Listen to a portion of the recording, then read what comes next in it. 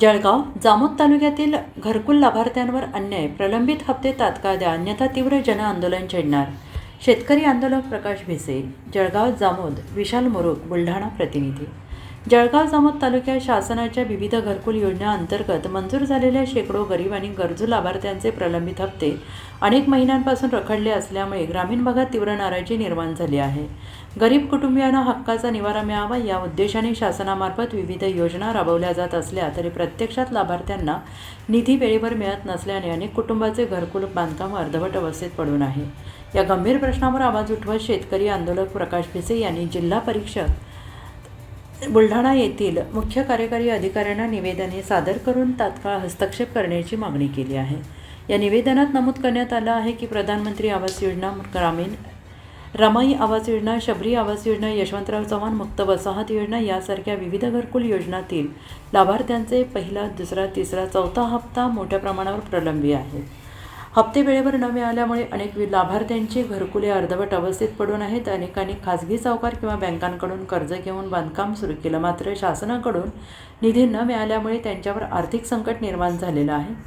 गरीब कुटुंबांना घर देण्याचा शासनाचा उद्देश असताना प्रत्यक्षात प्रशासनातील विलंबामुळे लाभार्थी मानसिक आणि आर्थिक त्रास सहन करत आहेत. याशिवाय पंचायत समिती जळगाव जामोद येथे नुकतेच नियुक्त झालेल्या गटविकास अधिकाऱ्यांचे DSC अद्याप ॲक्टिव्ह झालेले नसल्यामुळे अनेक फायली, मंजुरी प्रस्ताव, घरकुल हप्ते मंजुरी प्रक्रिया आणि निधी वितरण पूर्णपणे रखडले आहे. यामुळे प्रशासनातील तांत्रिक कारणांचा फटका थेट गरीब लाभार्थ्यांना बसत असल्याचा आरोप करण्यात आला आहे. या निवेदनाद्वारे प्रशासनाकडे 3 प्रमुख मागण्या करण्यात आलेल्या आहेत. जळगाव जामोद तालुक्यातील सर्व घरकुल योजनांमधील प्रलंबित हप्ते तात्काळ लाभार्थ्यांच्या खात्यात जमा करण्यात यावेत. नव्यानं नियुक्त गटविकास अधिकाऱ्यांचे DSC तातडीने ॲक्टिव्ह करण्यात यावे.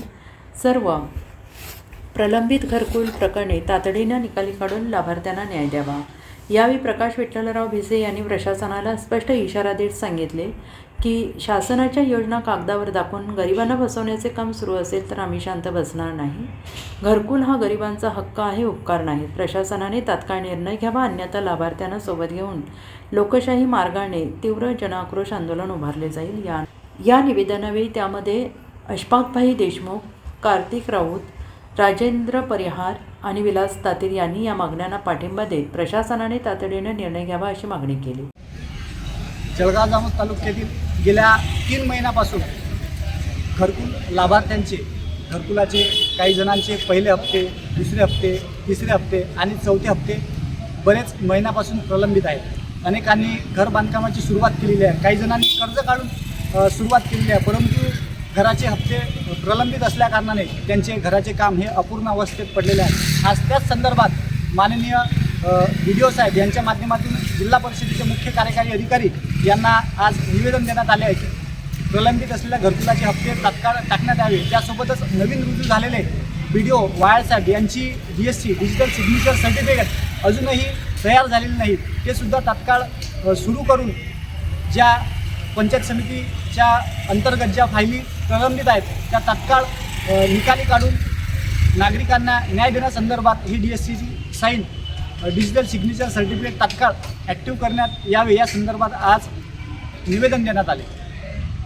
जर या संदर्भात येत्या 2 दिवसात कुठलीही कार्यवाही झाली नाही तर घरकुल लाभार्थ्यांच्या सोबत येऊन या ठिकाणी मोठे आक्रोश आंदोलन करण्यात येईल.